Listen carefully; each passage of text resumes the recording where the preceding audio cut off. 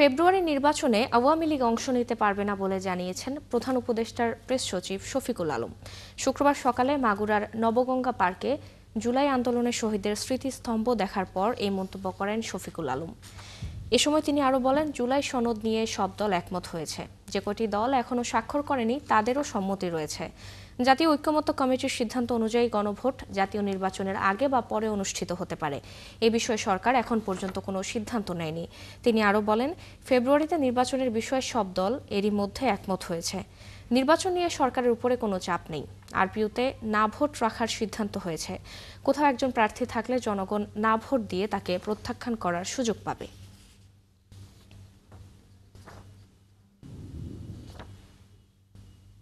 Election commission বারবার বলেছে Awami League election করতে পারবে না।